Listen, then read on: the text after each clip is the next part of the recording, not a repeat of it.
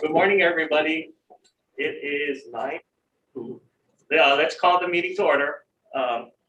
Yes, can you please take roll, please? Yes, we have Chair Don Mende, Rona Fukumoto, Sean Sasaki, Gloria Chang, and Chung Chang. Thank you, everybody. We just made quorum. Thank you. So, as far as item 2A, the approval of the regular meeting minutes for September 9th, 2021. I know there's one adjustment we need to make right in the middle as far as executive director. There was I guess an old form, so we need to remove interim. But other than that, can I get a motion?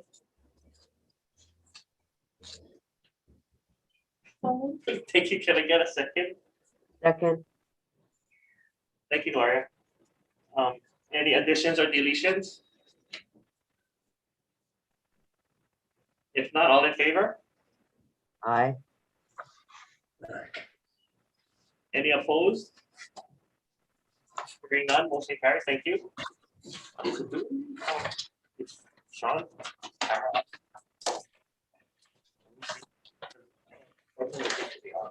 Yeah.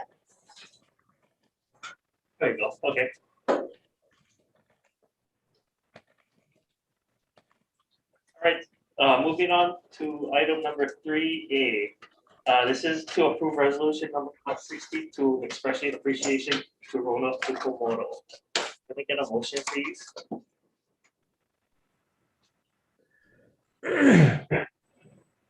So move. Thank you. Can I get a second?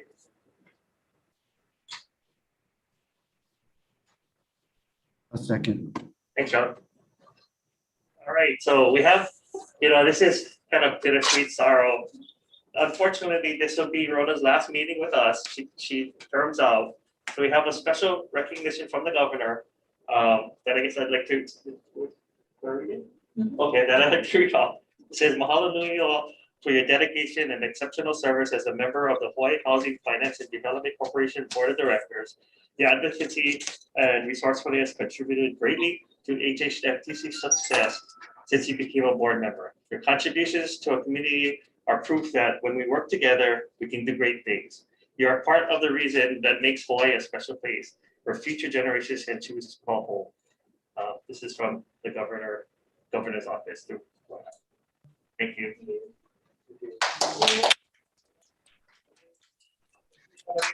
Thank you for everything you did and you continue to do. Yes, I would just like to add my thanks. It's been a long haul. You've seen us do so much. We really couldn't have gotten this far without your support. so much for your commitment and your dedication over these many years. Well, thank you. It's been an honor and really a great pleasure to serve on this board and to work with the wonderful staff all these years. It's great to, there's such a hardworking group, really trying to address the housing needs in Hawaii.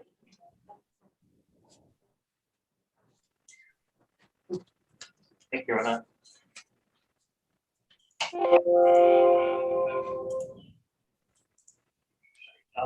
Moving on to item 3B. This is to accept the audited financial statements of the Hawaii Housing Finance and Development Corporation, Nanio Puna project for the year ended June 30, 2021. Can I get a motion? I move. Thanks. Good morning, Chair, Vice Chair, and members of the board. I'm Holly Osumi, Chief Financial Officer of HHFDC. This morning, before action is to accept the audited financial statements of the HHFDC Nanio Puna project for the fiscal years ended June 30, 21 and 20. I'm going to do a share screen now.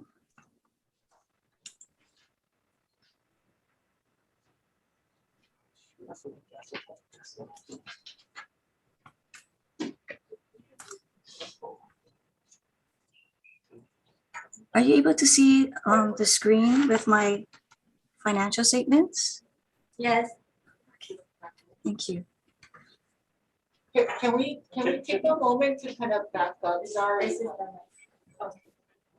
The mix on the camera. Do we need a roll call vote then for, I'm sorry. Just want to clarify, do we need a roll call vote for this? Where's Sandy? Sandy? Sandy, we have a question. Yes, Is a roll call vote needed for the resolution that, from item A?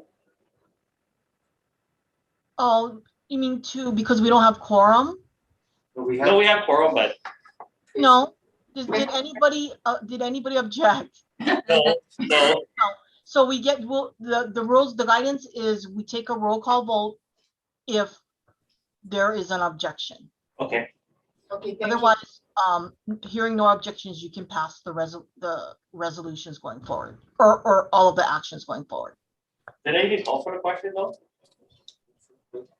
Secretary. Oh, I'm sorry, I don't think I even called for the question. So can we moving back to item 3A, I'm sorry. All in favor? Aye. Aye. Any opposed? Hearing none, motion carried, thanks. And then do you want to ask for and one more step, sorry, Holly. Sorry, I missed one more step in the beginning. If I wanted to see if there's any public testimony, anyone that wanted to submit any public testimony up there. I know there's a couple of items, but specifically for the school street and then not the school street, and we'll take it in two separate cases. If there's anyone that wants to submit any oral testimony right now, please let us know.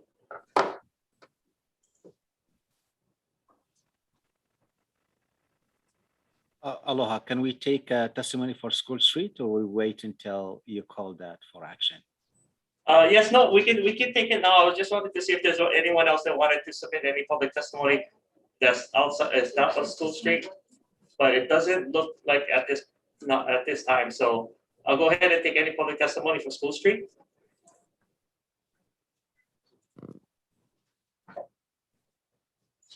Can I proceed?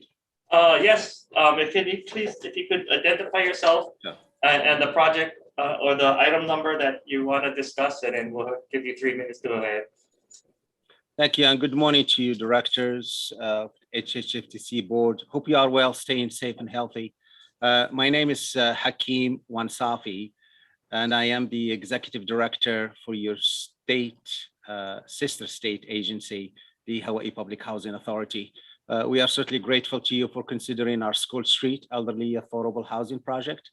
And we're grateful to Executive Director Matsubara and her dedicated staff for the hard work, efforts in evaluating, underwriting, and preparing the for action before you for consideration today.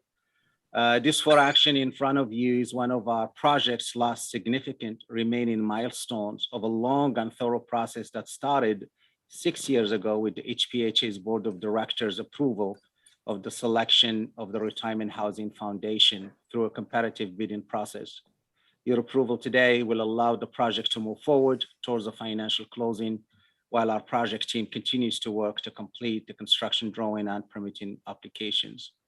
RHF, the developer, has shown commitment to our state and funded about $1 million in pre-development costs at their own expense until the master development agreement was approved by our board in November 2019. During the last 6 years, our respective teams have worked tirelessly to move this project forward, which will deliver, as you know, 800 desperately needed affordable housing units to our state, benefiting our community's neediest seniors households earning between 30 and 60% AMI.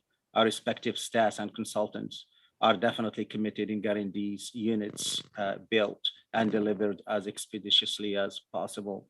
And we would not have been here. I just want to acknowledge the support that we have received for this project. We are expressing our sincere gratitude to the governor, who accepted our environmental impact statement in 2018 and including in FY21 budget, the 40 million that our agency requested through CSP funding for this specific development, which has been specifically earmarked for this project in front of you, phase 1, through the Rental Housing Revolving Fund administered by your agency. We are also grateful to the legislature for their support and approval of the governor's budget and this appropriation, in addition to the Honolulu City Council members who played a major role to move this project forward by authorizing and approving the project under our 201H-38 zoning and entitlement back in November 2020. In addition to providing certain waivers under the land use ordinance, they also approved waivers of application fees, infrastructure use ordinance. They also approved waivers of application fees, infrastructure, and public work, totaling about $10 million. We also do not want to forget and thank our Kalihi community for their support of this project. Community engagement has been a hallmark of this project from the beginning, and our project team has held dozens of meetings and mailed tens of thousands of postcards all around. I know my 3 minutes are up, but I do want to really thank you on behalf of the Hawaii Public Housing Authority and our entire team for your time and consideration today, and we look forward to your approval of this crucial milestone. Thank you again for your time. Thank you, Hakeem. I guess one offer one time. Is there anyone else that wants to offer public testimony?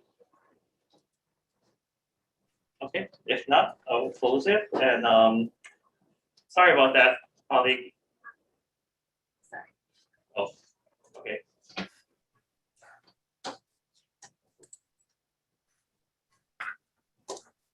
Okay, so this morning we'll be presenting the financial statements for Naniopuna project.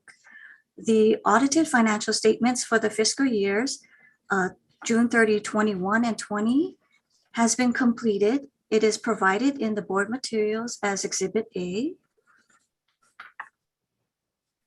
The auditor, Acuity LLP, issued the project's audited financials on September 27, 2021. And rendered an unmodified opinion. The audited financial statements are deemed to present fairly in all material respects the project's financial position as of June 30, 21 and 20, and the changes in its financial position and cash flows for the years then ended in accordance with accounting principles.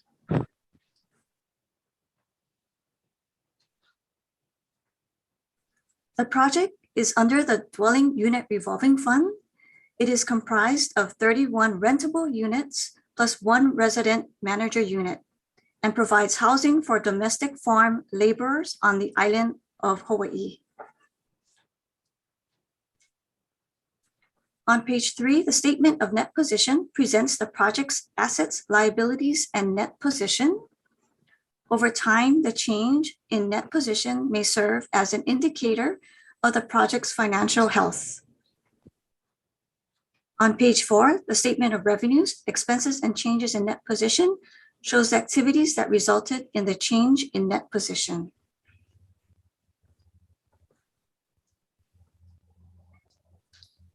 For the fiscal year ended June 30, 2021, the project's total net position increased by approximately 21,000 or 2.5% to approximately 861,000 as of June 30, 2021, as compared to approximately 840,000 as of June 30, 2020. The increase was primarily attributed to net operating income of approximately $8,400 and net transfers from the DERF approximately $13,500, offset by interest expense of approximately $900 from the mortgage with the U.S. Department of Agriculture. The project was funded through grants and mortgage notes with the USDA. The mortgage balance is approximately $86,000 as of June 30, 2021.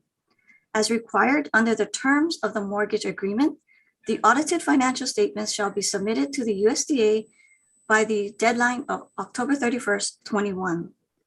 Hence the primary reason for this action. Staff's recommendation is that the HHFDC Board of Directors accept the audited financial statements of the Naniopuna project for the fiscal years ended June 30, 21 and 20. Any questions?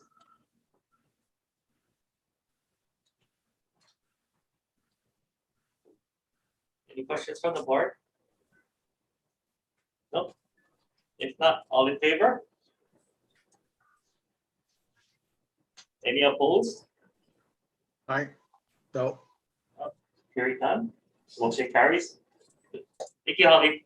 Thank you. All right. Oh, Moving on to item 3C. This is to approve the program year 2022 allocation plan for the U.S. Department of Housing and Urban Development's National Housing Trust Fund program.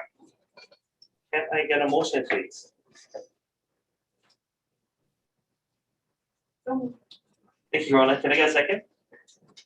Second. Thanks, Ron. Okay. Good morning, Mr. Chair, members of the board.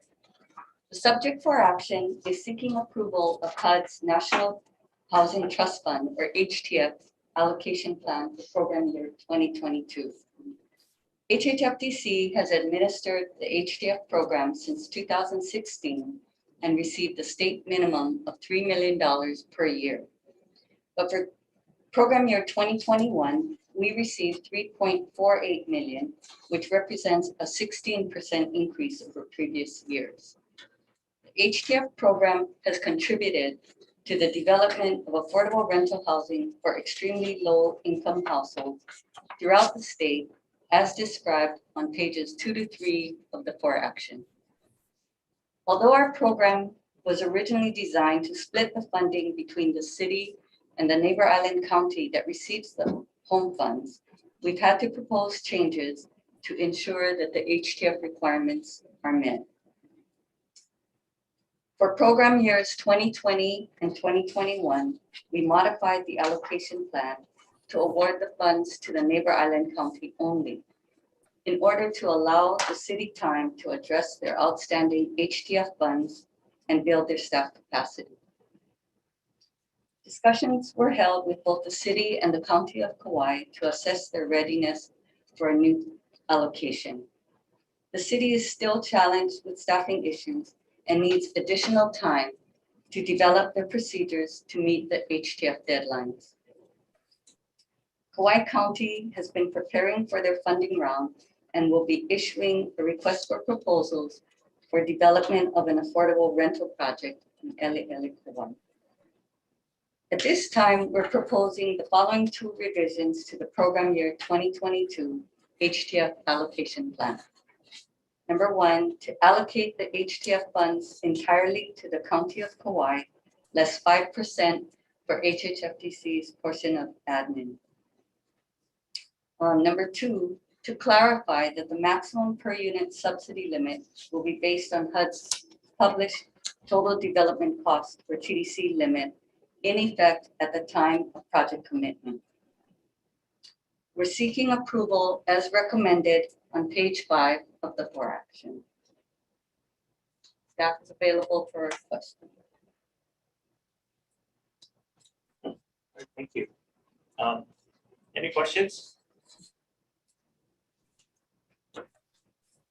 No? All in favor? Aye. Any Aye. opposed? Hearing none, motion carries. Thank you. Mr. Chair, before we go further, I would like to thank Gloria first of all, and then invite, we have a new member of our team, Mr. Sam Iona. Up front, he's our new section chief in the finance branch. You know, before owning his private business, he spent many years in the state. He was the executive director for the Office of Community Services, administering grants. And even before that, he spent many years in the mortgage industry. And also at one point in his career in a state legislator. So let's all please welcome Sam. Oh, Thank welcome you. aboard. Thank you, Chair. Welcome. I just want to thank Director Isari Matsubara for this opportunity to serve the people of Hawaii, and I look forward to working with you. Thank you. Same here. Thank you. Welcome aboard. Thanks.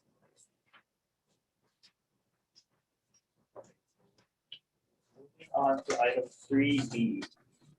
So item 3B, this is to approve resolution number 163, which approves for the official intent with respect to the issuance of Hulume multifamily tax exempt revenue bonds, and 2, reservation of low income housing tax credits for the HA School Street redevelopment phase 1A project located in Honolulu, Oahu, TNK number 116009003, portion of. Can I get a motion, please? Thanks, Ron. Can I get a second, please? Second. Thanks. Good morning, Good Chair. morning. And members of the board. I'd also like to thank Member Rona Fukumoto for all of her service. It's been wonderful working with you. Thank you. Very much appreciated. Christopher Oakes, Housing Finance Specialist, Section Branch Chief for multifamily. This item, as well as the next item on the agenda, deal with the Hawaii Public Housing Authority School Street Redevelopment Phase 1A project located at 1002 North School Street here in Honolulu. The item is asking for Hulume multifamily tax exempt revenue bonds and low-income housing tax credits. The next item will be requesting rental housing revolving funds. The School Street project phase 1 of the School Street project will provide 250 units serving elderly households earning between 30 and 60% of the area median gross income. It will consist of a 15-story tower, a 6-story mid-rise, and a 5-story parking structure, and it's expected to be completed in early 2014. The developer selected through an RFQ process is the Retirement Housing Foundation. On July 9th, 2021, School Street RHF Partners submitted a consolidated application requesting tax exempt issuance of up to $71,500,000 from the Hulume multifamily bond program, as well as $5,257,493 in annual federal low-income housing tax credits over a 10-year period, and the same amount in annual state low-income housing tax credits to be collected over a 5-year period from the non-volume cap 4% LIHTC rule. In addition, a rental housing revolving fund loan of up to $40 million, which is indicated by the executive director during his testimony previously, has been given legislative appropriation.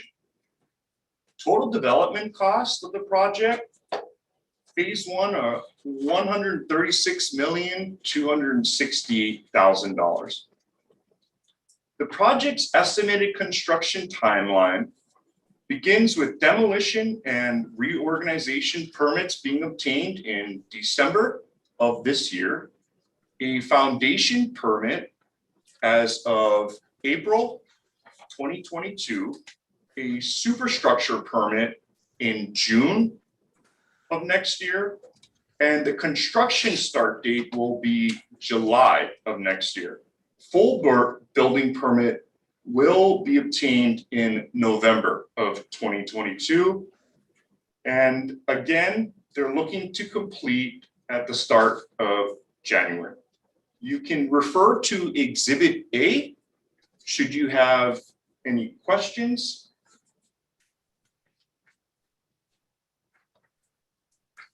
Then I did want to note that the inducement resolution for these bonds, resolution number 163, is non-binding, and it only indicates the agency's HHFDC's intent to possibly issue the tax exempt bonds for the project. It doesn't authorize the sale at this point. So the recommendation on behalf of staff is that the board of directors approve resolution number 163, which is attached as Exhibit G, and does provide for the official intent for the issuance of revenue bonds up to $71,500,000 for the HPHA School Street redevelopment phase 1A project. This is subject to bond cap availability, as well as the provisions contained and recommendations in exhibits D and F. Also recommending that we reserve up to $5,257,493 in annual federal low-income housing tax credits over a 10-year period, and the same amount in annual state low-income housing tax credits over a 5-year period. And this is from the non-volume cap pool, so 4% credits. You can refer to exhibits E and F. And also to authorize the executive director to undertake all tasks necessary to effectuate the purposes of this for action. Available for questions are not only myself, but I do have members of the development team, Mr. Andrew Platz, who's the VP of Acquisitions and Development at the Retirement Housing Foundation, as well as Mr. Salvatore Nagaro, who is Director of Development Accounting. Thank you. Thanks, Chris. Is there any questions? Yes, this is Gloria Chang. I do have a question. In looking through the project information that was provided to us, I wanted to ask, we recently received a capital improvement project request for about $2.5 million related to costs, pre-development costs. And I was wondering if that money was included anywhere in the project budget and use of funds schedules.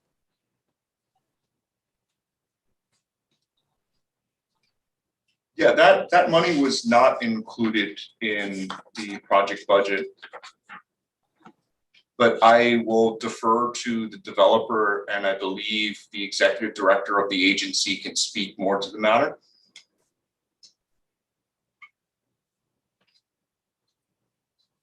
Hi, everyone. This is Anders Plett, VP of Development and Acquisitions for Retirement Housing Foundation.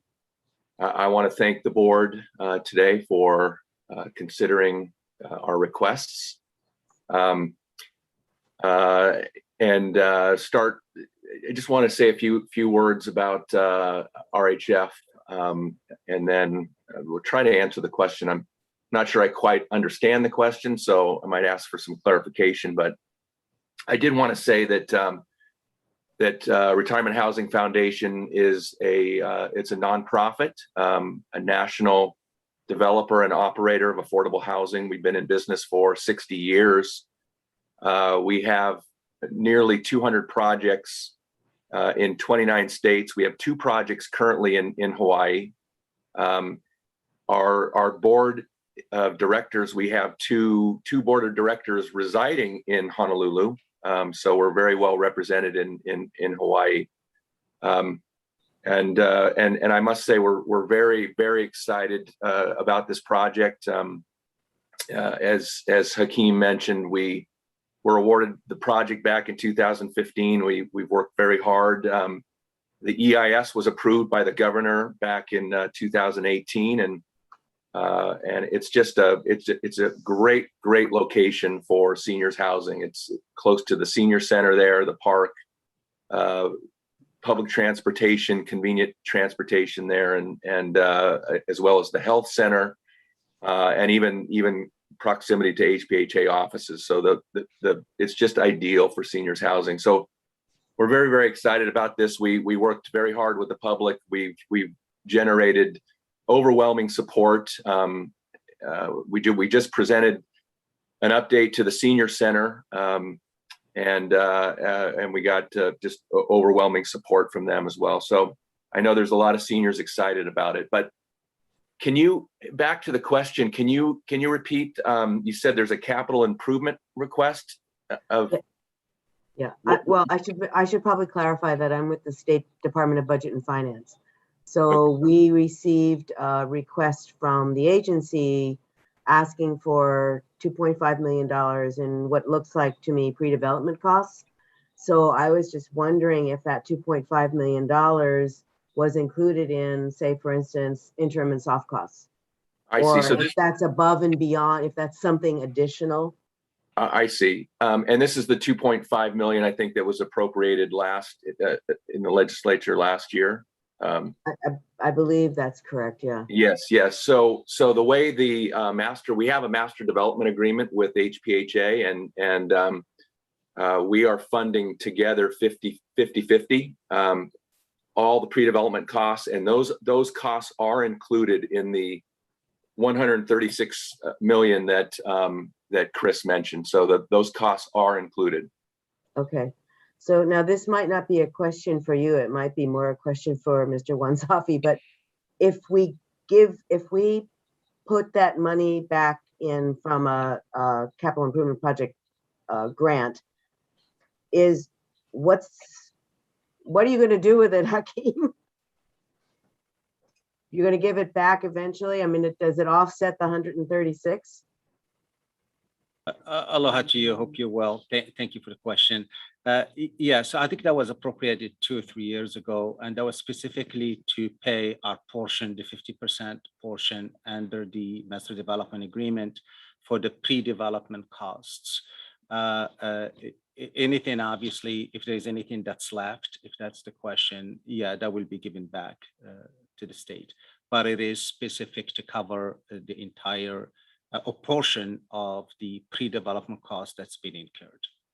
Okay, so all right. So then basically, when the budget here of the 136 million some odd is approved, then basically that will in effect cover your 2.5 million, and essentially it'll roll back to the state ultimately. Yes, and we would not need to draw down the senior financing. Okay, thank you. Thank you.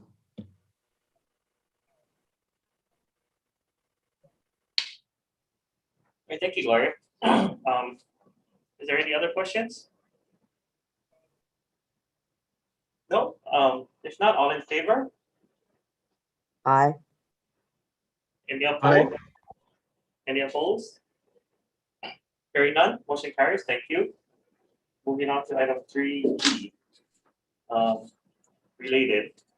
So this for action is to approve rental housing revolving fund project award for the HPHA School Street redevelopment phase 1A project located in Honolulu, Oahu, KMK, number 116009003, portion of pursuant to legislative appropriation under Act 88, Session Laws of Hawaii 2021. Can I get a motion, please? So moved. Thanks, Ron. Can I get a second? second, Thanks, Ron. Thank you. This item deals with, again, the Hawaii Public Housing Authority School Street Redevelopment Phase 1A project. It is requesting $40 million in rental housing revolving fund money. We are looking at interim loan years 1 through 2, 0%. After year 2, it will be 1.75%. There is no loan fee. The term and maturity of the loan will be 55 years. 75% of available cash flow will be made available for payment of expenses. This comes after senior debt and other recognized costs. The project's loan to value ratio will not exceed 100%.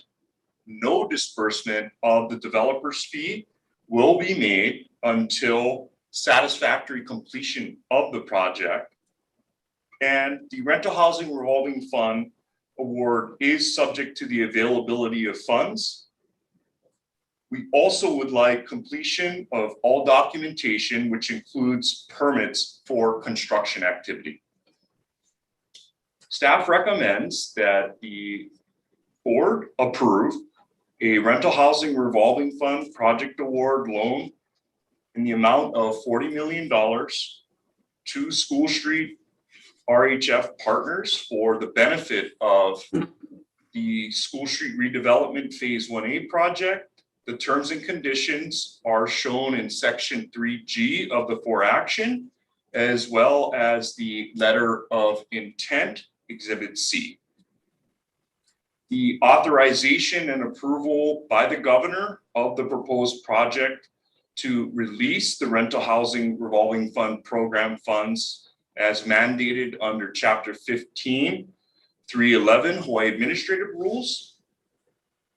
Execution of all documentation required, outlining the terms and conditions of the project award.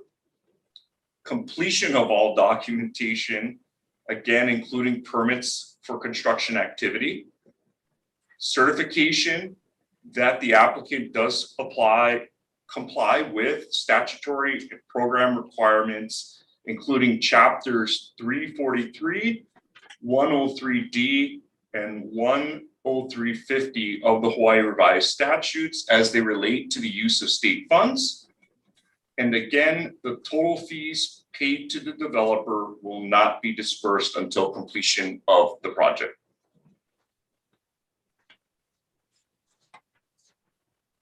I do have the developer as well as the executive director for the respective agency for questions, as well as myself. All right, thanks, Chris. Is there any questions from the board? No? If not, all in favor? aye, Any opposed? Hearing none, motion carries. Thank you. Moving on to item 3F. This is to approve an extension to the rental housing revolving fund letter of intent for Hale Uiwai Nalu Phase 2 project located in Kapolei, Oahu, KMK 1911013-052 portion of. Can I get a motion, please? Thanks, Rona. Can I get a second? second, Thanks. Morning, Chair, members of the board. The subject for action requests a 12-month extension for the rental housing revolving fund letter of intent for the Hale Uhiwai Nalu Phase 2 project from October 31, 2021 to October 31, 2022. This is the third extension for the project. The project will be a newly constructed 50-unit rental facility targeting families with a preference to accommodate veterans at or below 30 to 100% AMGI located in Kapolei, Oahu. Improvements consist of one 4-story residential building. On April 11, 2019, the HHFDC Board of Directors approved a rental housing revolving fund loan of up to $3,378,100 for the project.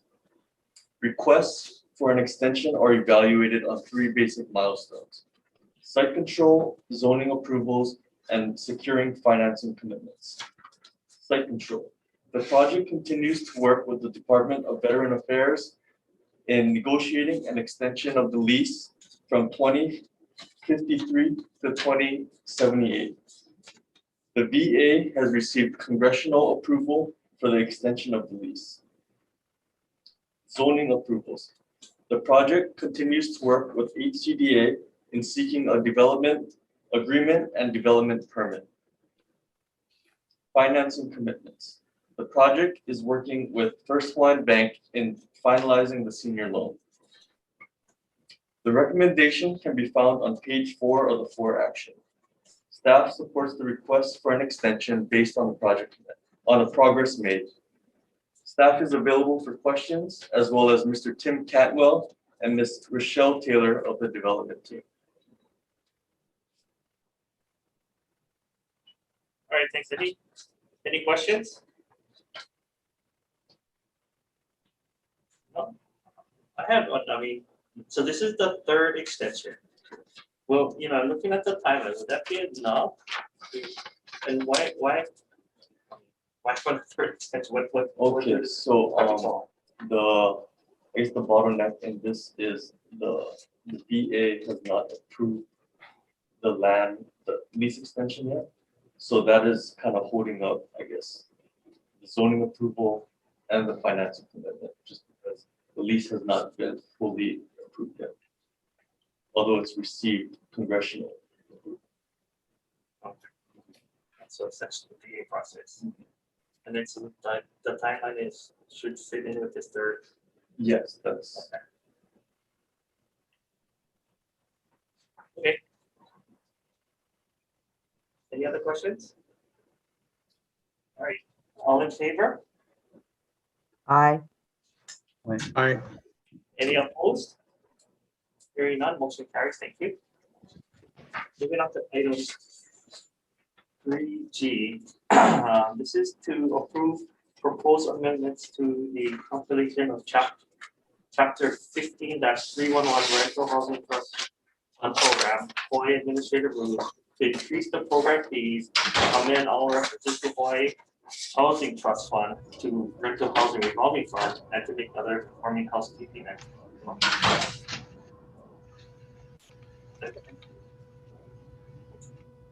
Can I get a motion, please?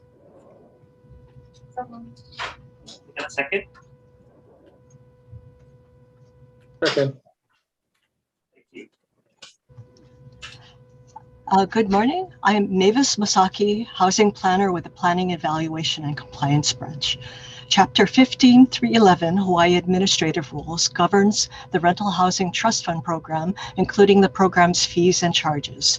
The fund and program were renamed the Rental Housing Revolving Fund by Act 237, Session Laws of Hawaii 2015. On May 13, 2021, the HHFDC board formed the Finance Branch Program Rules Subcommittee to make recommendations on the administrative rules for the multifamily financing programs, including Chapter 15-311. The subcommittee met on July 22, 2021, concurred with staff recommendations to increase program fees, and directed staff to conduct a stakeholder meeting to explain the proposed changes. The stakeholder meeting was held on August 16, 2021. 9 stakeholder representatives participated. The subcommittee then presented its findings and recommendations report to the board on September 9, 2021. A copy of the report is attached as Exhibit A. Proposed amendments to and compilation of Chapter 15-311 Hawaii Administrative Rules are attached as Exhibit B. The proposed amendments include replacing all references to Rental Housing Trust Fund with Rental Housing Revolving Fund throughout the chapter. It also includes the Rental Housing Revolving Fund program fee increases recommended in the subcommittee report as follows.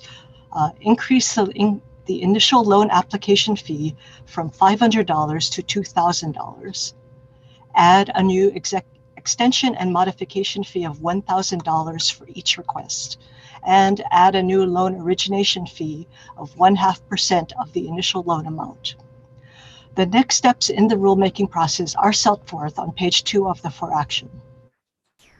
Staff's recommendation is that the HHFDC Board of Directors approve proposed amendments to and compilation of Chapter 15.311 Hawaii Administrative Rules, subject to approval as to form by HHFDC's Deputy Attorney General and to the Governor's approval, and authorize the Executive Director or designated representatives to conduct a public hearing on the adoption of said amendments to and compilation of Chapter 15.311 Hawaii Administrative Rules. Authorize the Executive Director to make any necessary amendments to the draft rule amendments following the public hearing, including the incorporation of public comments consistent with board policies, and subsequent to the public hearing, authorize the Executive Director to transmit Chapter 15.311 Hawaii Administrative Rules as amended and compiled to the Governor for final approval. Christopher Oakes, Housing Finance Specialist, is also available to address any questions you may have. Thank you, Mavis. Is there any questions? No? Right, all in favor? Aye. Any Aye. opposed? Hearing none, thank you. Motion carries. Moving on to item 3H. This is to approve proposed amendments to and compilation of Chapter 8-312 Limit Multifamily Rental Housing Program, Hawaii Administrative Rules to increase program fees and to make other forming house and technical amendments. Get a motion, please. Can we get a second? Second. Chapter 15.312 Hawaii Administrative Rules governs procedures for HHFDC's Hula May multifamily program, including program fees and charges.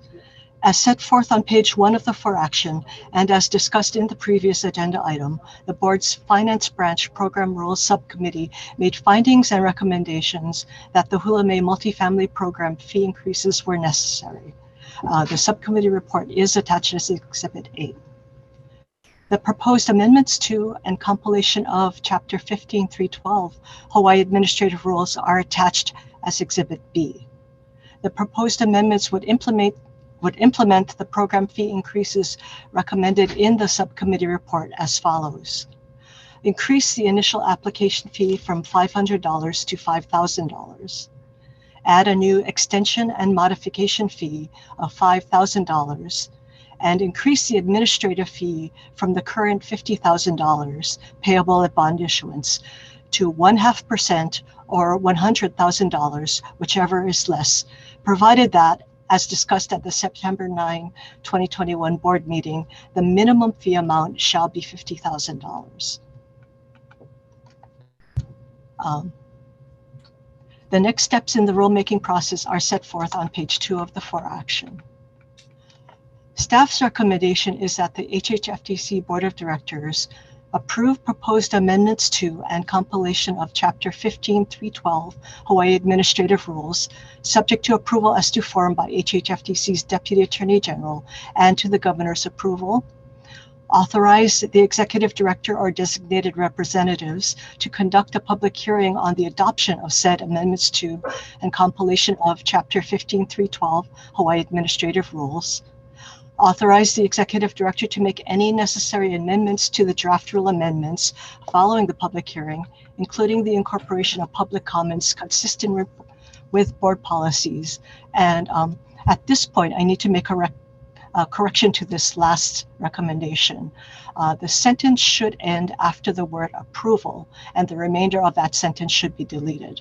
So this final recommendation should read, subsequent to the public hearing, authorize the executive director to transmit Chapter 15.312 Hawaii Administrative Rules as amended and compiled to the governor for final approval, period. And again, Christopher Oakes, Housing Finance Specialist, can answer any questions you might have. Thanks, Davis. Any questions? No? All in favor? Aye. Aye. Any opposed? Hearing none, motion carries. Thank you. Moving on to item 3I. To approve proposed amendments to the population of Chapter 15-313 Low Income Housing Tax Credit Program, Hawaii Administrative Rules to increase program fee and to other conforming housekeeping and technical amendments. Making a motion, please. Second, Second. thanks. Okay, Chapter 15.313 Hawaii Administrative Rules governs certain procedures for the federal and state low-income housing tax credit programs that are not covered by the qualified allocation plan. This includes program fees and charges. As set forth on page 1 of the for action and as discussed in previous agenda items, the board's Finance Branch Program Rules Subcommittee made findings and recommendations that the low-income housing tax credit program fee increases were necessary. The subcommittee report is attached as Exhibit A. The proposed amendments to and compilation of Chapter 15.313 Hawaii Administrative Rules are attached as Exhibit B. The proposed amendments would implement the program fee increases recommended in the subcommittee report as follows. Increase the initial application fee from $1,500 to $5,000 and add a new extension and modification fee of $5,000. We are also proposing a technical amendment to Section 15.313.21A1 Hawaii Administrative Rules to replace the word processing with application as recommended by HHFDC's Deputy Attorney General. The next steps in the rulemaking process are set forth on page 2 of the for action memo. Staff's recommendation is that the HHFDC Board of Directors approve proposed amendments to and compilation of Chapter 15.313 Hawaiian Administrative Rules, subject to approval as to form by HHFDC's Deputy Attorney General and to the Governor's approval.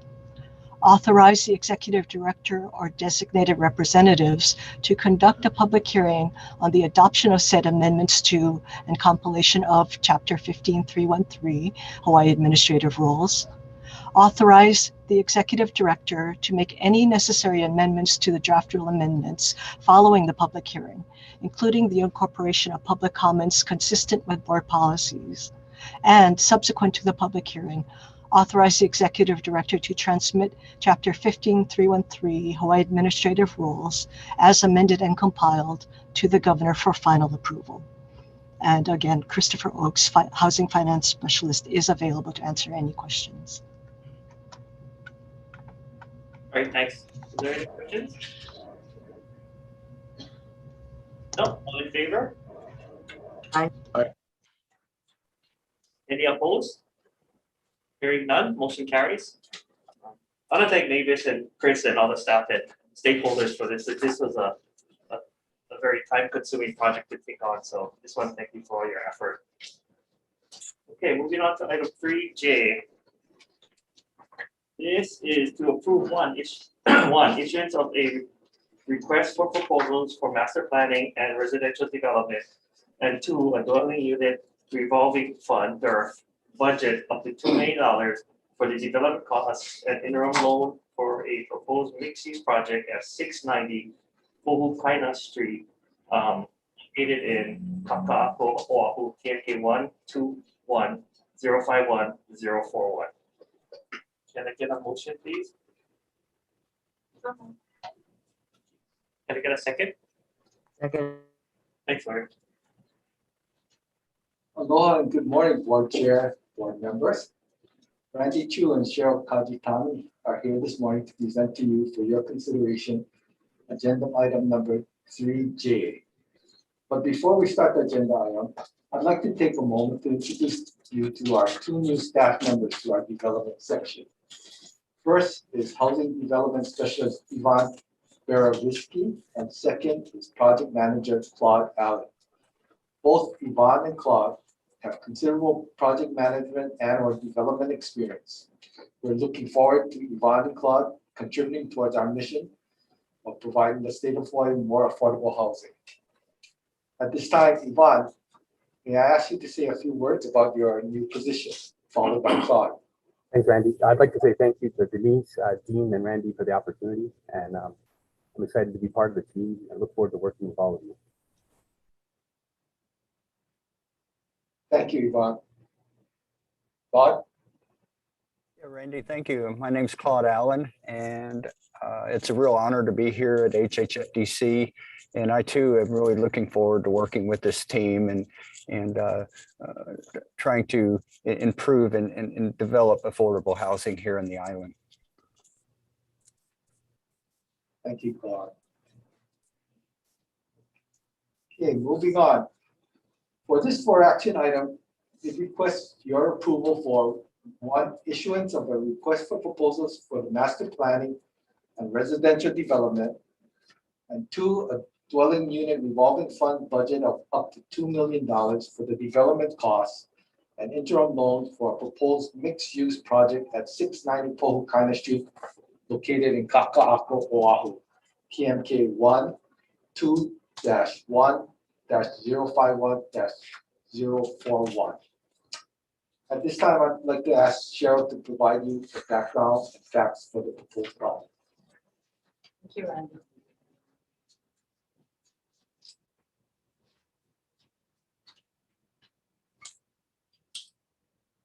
Good morning, Chair, members of the board. Again, this is Cheryl Kajitani, Development Branch, and I will be discussing a brief history of the 690 Pohukaina Street Mixed-Use Project, which is a Section 2 of this action. The 690 Pohukaina Street project is a proposed mixed-use project about 2 blocks away from HHFDC offices in Kaka'ako, Oahu, next to Mother Waldron Park in a segment of Coral Street between Pohukaina and Halakawila Street. The project site is located on approximately 94,000 square feet parcel of land owned by the state of Hawaii through DLNR. The site is proposed to be used for a mixed-use project containing an affordable housing component and a school facility. Originally, HCDA was the lead agency on this project, and they issued an RFP and selected the developer in 2013. In 2017, HCDA canceled the award of its RFP, and subsequently BLNR rescinded their previous approval for conveyance of the property to HCDA in fee simple, and instead approved setting aside the property to HHFDC by Executive Order number 4533 for educational and affordable housing purposes. On November 10, 2016, the board approved a action approving Alakai Development LLC as an eligible developer for the project. On May 11, 2017, the board approved executing a memorandum of agreement with DOE for the project.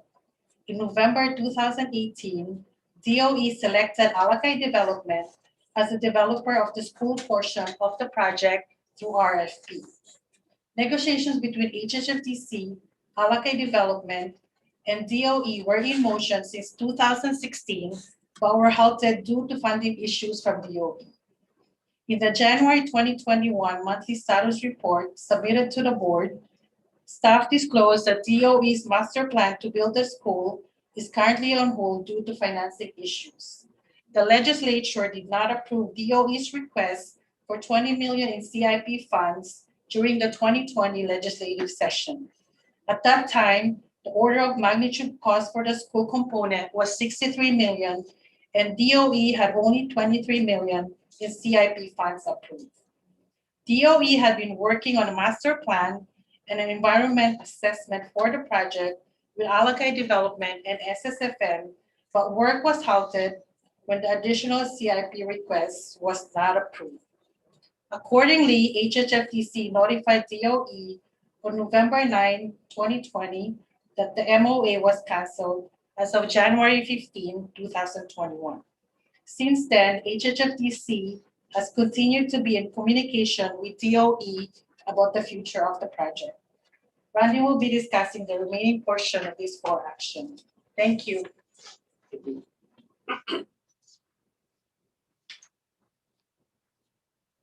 Thank you, Cheryl. In light of DOE's lack of funding for the master planning of the project, HHFDC is proposing to issue an RFP to master plan the property for housing, parking, and the educational component, and develop the housing and parking component, and possibly some of the educational component. On August 18, 2021, DOE reconfirmed that they are interested in developing a school at the site, and they will work with HHFDC in developing the educational component and collaborating on the shared parking. DOE is open to the school component being either a standalone, separate from the affordable housing component, or being integrated into a mixed-use structure on the lower floors. Staff has prepared a draft MOA to replace the previously terminated MOA and has sent it to DOE for their review. DOE's major responsibilities under the MOA will be to participate in the master planning for the project and to be responsible for securing all funds required for the development and construction of the school facility. HHFDC proposes to issue an RFP for master planning of the project and the leasehold development of a multifamily affordable housing project at 140% AMI or below under a 75-year lease term. The educational component will be separately leased to DOE. To encourage offerers' interest in the project, HHFDC proposes to provide up to $2 million of DERF financing to fund project costs. HHFDC may also utilize some or all of the $2 million DERF budget itself for pre-development expenses and other expenses to support the project. If the project is found to be infeasible, any monies from the DERF budget which were lent to the developer selected through the RFP process would be forgiven. As of September 30th, 2021, the balance of the net available DERF funds is approximately $7.48 million. It is anticipated that the successful offerers will submit proposals in response to the RFP, will be seeking exemptions pursuant to HRS 201H. This project will need to obtain approvals for a new EA or EIS as applicable. At this time, staff recommends that the HHFDC board approve this for action, including 1, issuance of a request for proposals, 2, DERF budget and or interim loan up to $2 million for development expenses, 3, negotiation and execution of a development agreement with the successful offerer for the project, and 4, authorize the executive director to undertake all actions necessary to effectuate the purposes of this for action. It is subject to availability of DERF funds, approval of the release of the DERF funds by the governor, approval as to form of the applicable documents by the Department of the Attorney General and execution by the executive director, and 4, compliance with all laws, rules, and other such terms and conditions as may be required by the executive director. Staff is available to answer any questions you may have. Thanks, Randy. Thanks, Cheryl. Is there any questions? No? All right. I'd just like to make a comment, Mr. Chair. I just want to thank Randy, Dean, and your team, Cheryl. Thank you so much. This has been long awaited. And we've been trying to move forward on this, but thanks to Dean, Randy, and Cheryl's involved in finding new things. So we might see a RFP soon, right? Correct. Within the next several months. So thank you very much. Yes, no, thank you for that. This is a long time coming. So all in favor? Aye. Any opposed? Hearing none, motion carries. Thank you. All right. So do we have any registered public records? No. Okay, so moving on to item 3K. This is for information and discussion on the testimony received at the public hearing for the proposed 2022-2023 qualified action plan for the low income housing tax credit.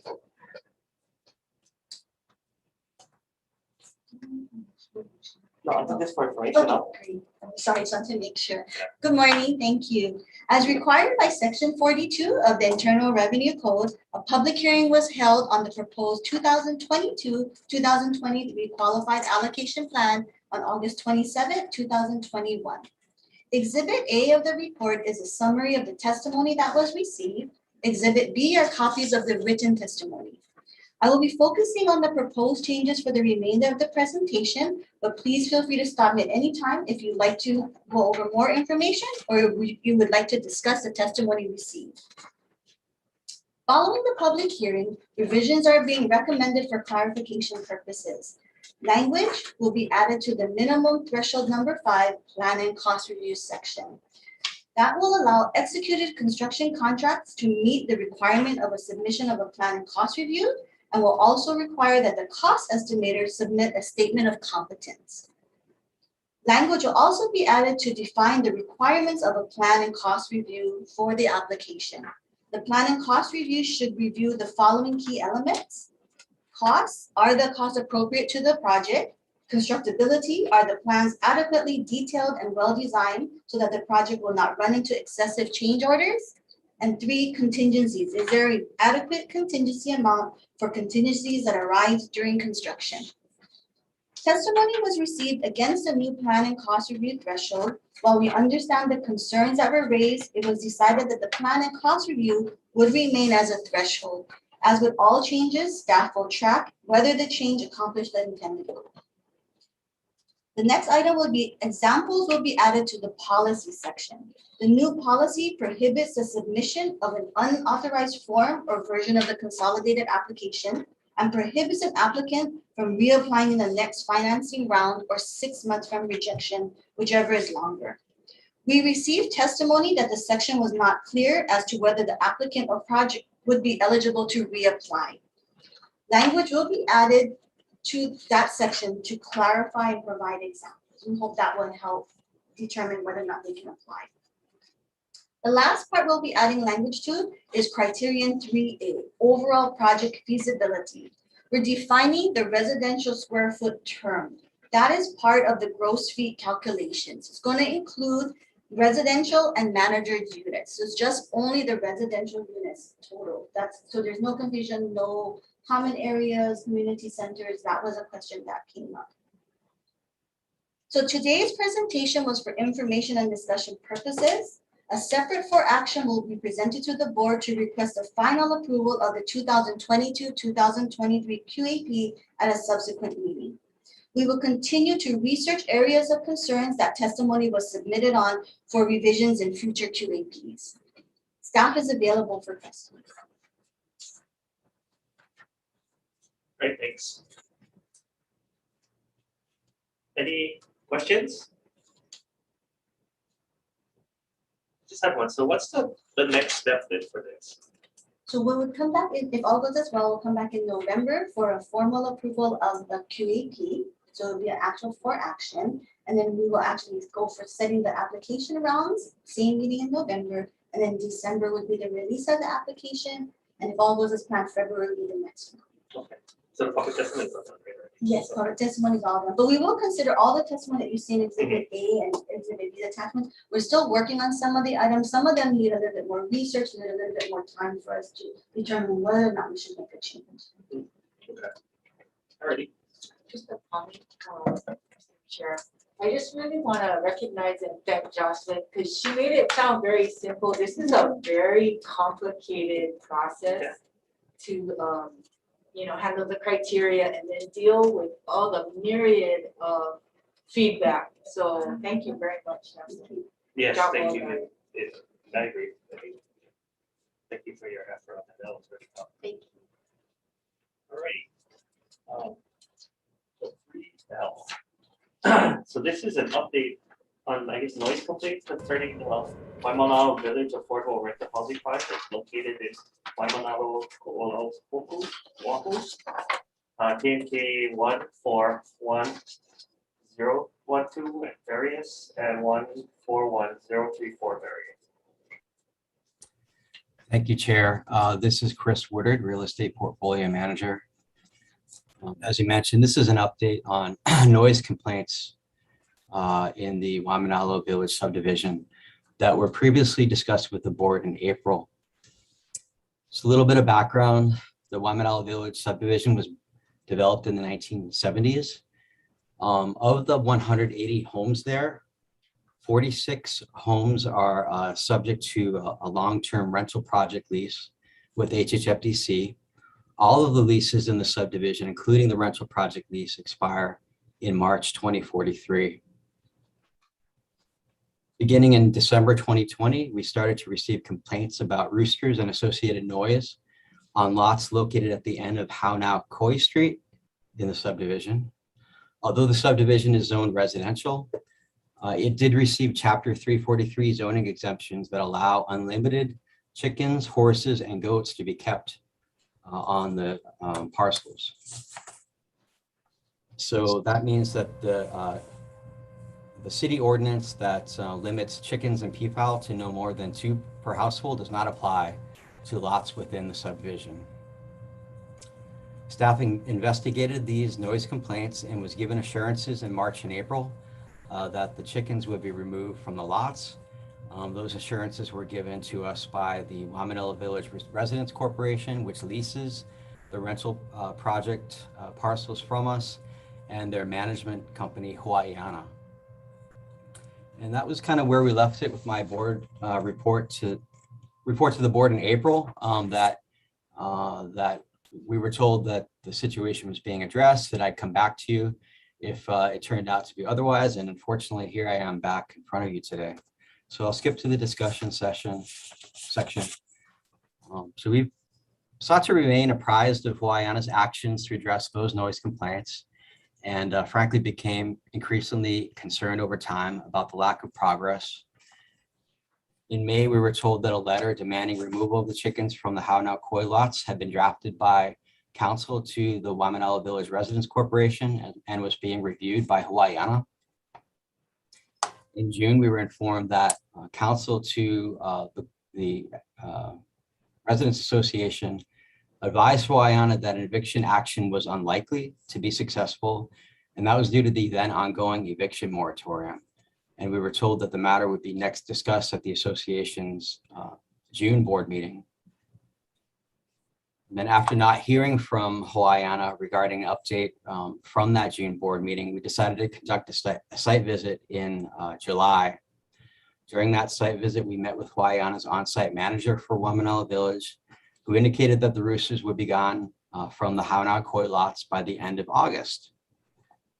At the end of August, the roosters were not gone. And then I've attached the subsequent email correspondence between myself and the Hawaiiana contact as exhibits C1 and C2 to this for information.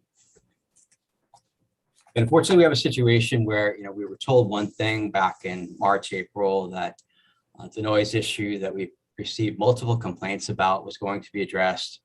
And we sort of had Hawaiiana and the community association do a 180 on us, and the noise complaints have not been addressed. Essentially, the reason that we're given is that it's allowed under city ordinance, and that's true.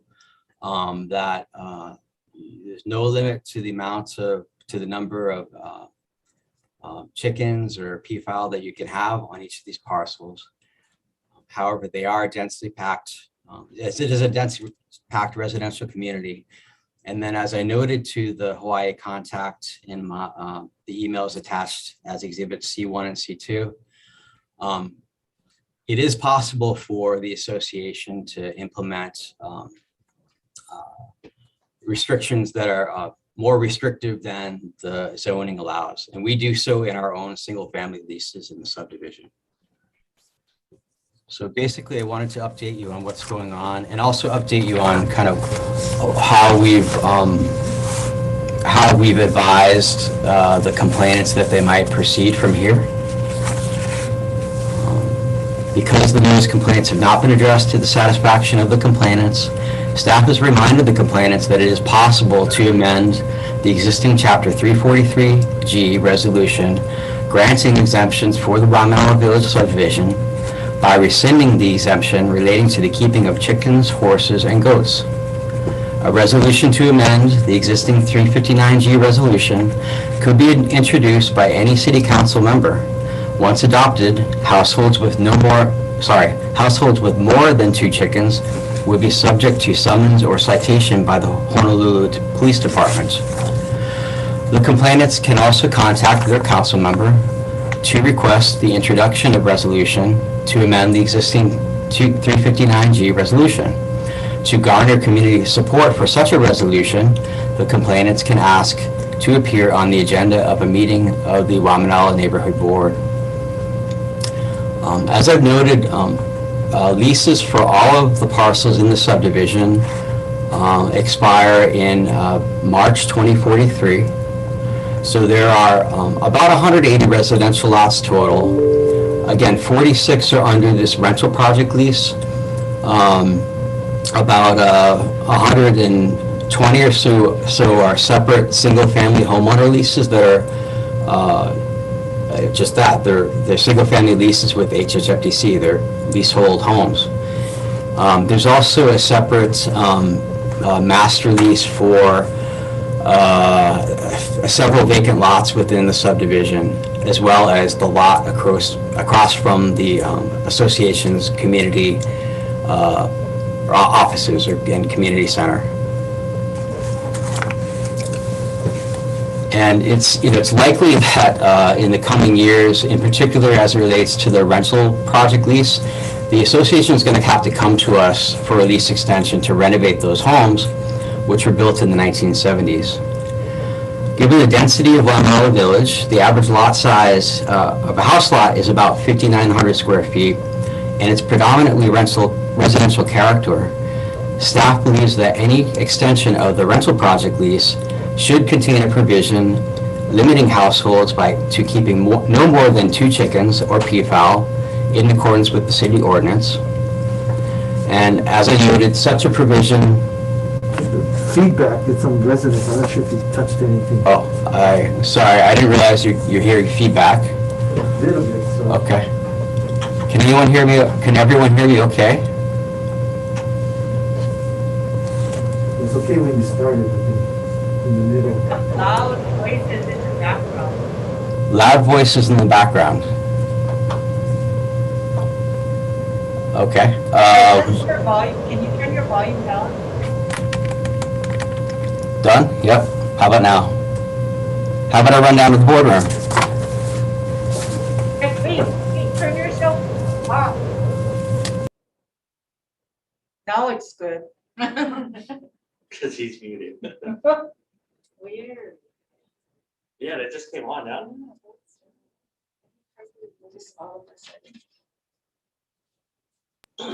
It's fine when he started and then that really high-pitched hum. What I was hearing was a high-pitched hum.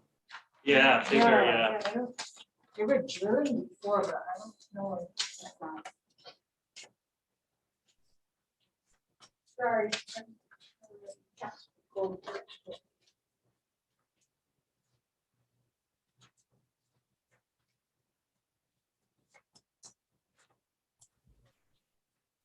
Okay, left your screen to deceive you. I am not Janice Takahashi.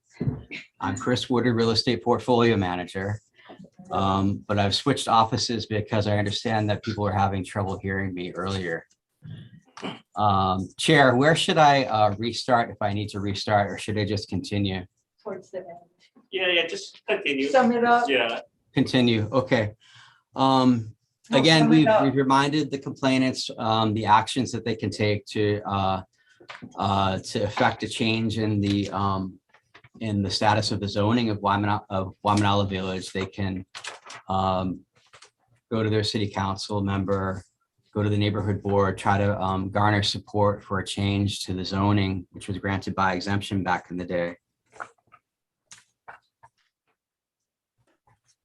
And as I was saying, the lease, like all the other leases in Waimanalo Village, the lease for the rental project homes does expire in 2043.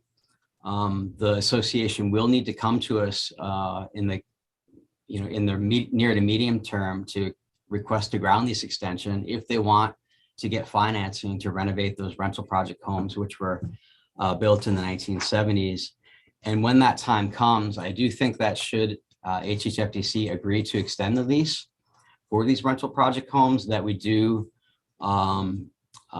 institute restrictions regarding the amount of animals that can be on those rental project parcels at that time, to be consistent with what we're doing on the single family leases in the subdivision. Again, we do limit animals on our single family home leases in the subdivision. It just, that term is not in the terms of the rental project lease for the 46 homes. I mentioned that there was another master lease with the Waimanalo Village Residents Corporation. Part of that lease includes 3 lots totaling 4 acres or so that were originally contemplated to be subdivided into 25 house lots. That was never done. Should the association come to us and seek to extend that lease down the road, again, it should have the restrictions regarding number of animals on the lot, but also there should be a date certain by which the association needs to develop those lots for affordable housing purposes. That's the extent of my update. Again, my apologies if you had trouble hearing me earlier. I wasn't aware of the sound problems in my office, but happy to answer any questions that you may have regarding the noise complaints and our investigation of them. Mr. Chair, I would like to add, thank you, Chris, for the board's information, that a reminder that there is an exemption under the city county ordinance that recognizes the rural living, and that's why they permitted this exemption way back in the day. And HHFDC needs to be careful treading there, because the community is really what determines it. And so these types of complaints really need to go before the neighborhood board or the city council that governs that body. So we just need to be careful that that is the council's authority, and they are honoring the community's wishes. So if the community wishes to change, there's a proper forum for it. So basically, they would need to change the ordinance that allows for Yes. unlimited power. Yes. Thank you. Okay. All right, any questions? I'm just curious, is there an animal welfare issue if they're packed into a small area? That one way to- Rhoda, are you asking me if there are animal welfare issues? Well,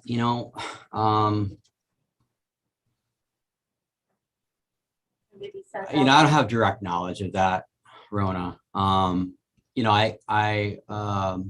I do have photographs of what's occurring on those lots, and you'll see I had a former colleague who used to call them chicken condos, but they're little rooster huts, right? And they're dotted throughout the yards.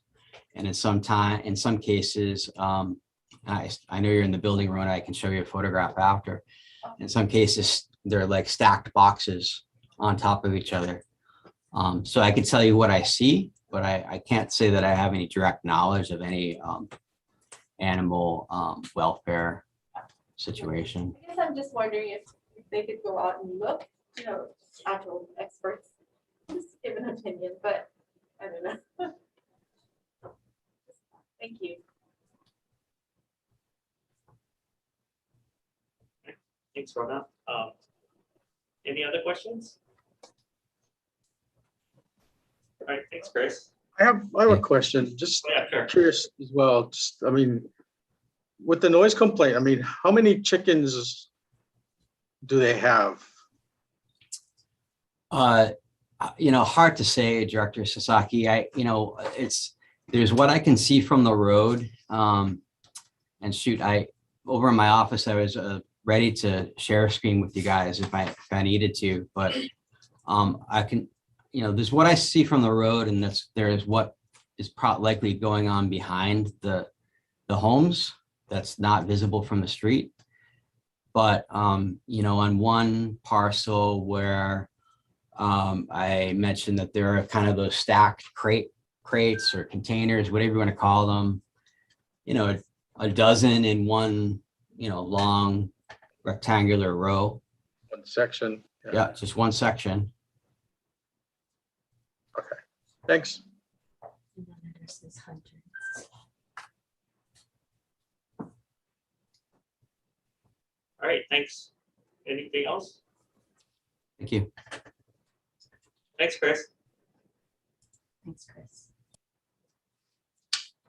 Yes, if there's nothing else, so we don't have any registered testimony, right? Okay.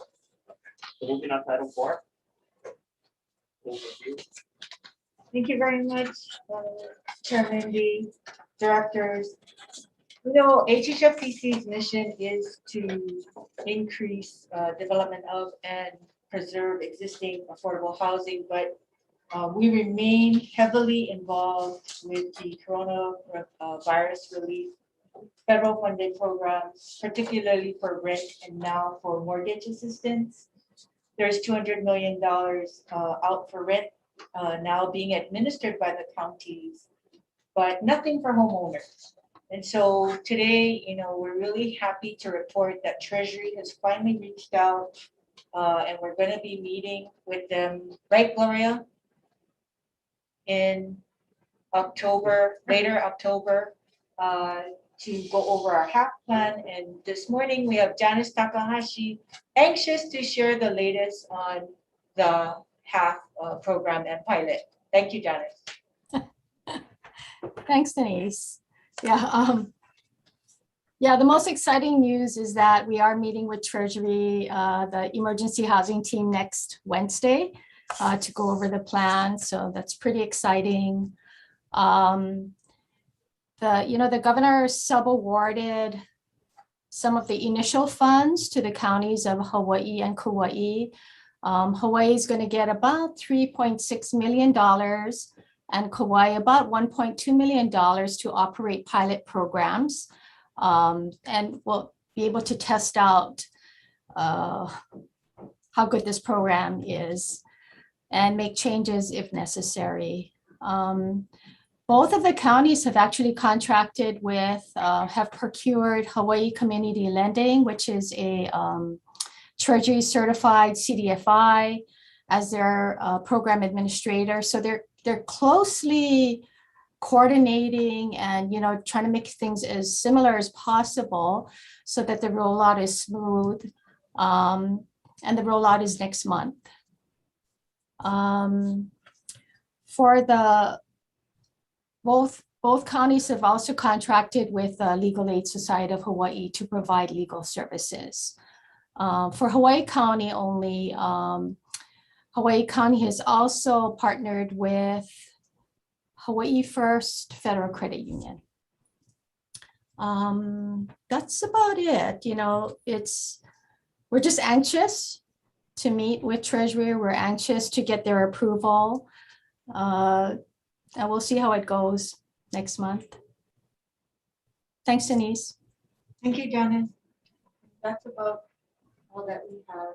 Just again, want to say thank you, Rona. We're gonna miss you. Yes. Hard shoes to fill, big shoes to fill. Best wishes. Yeah, Thank you, thank thank you, you. Rona. I'm gonna miss you, but you can touch them. So if that's all, if there's nothing else from anyone, can I get a motion to adjourn? So moved. Thank you, Rona. Can I get a second? Second. All right. All in favor? We are adjourned. Thank you. Thank you. Thank you, Rona. Thank you, Rona.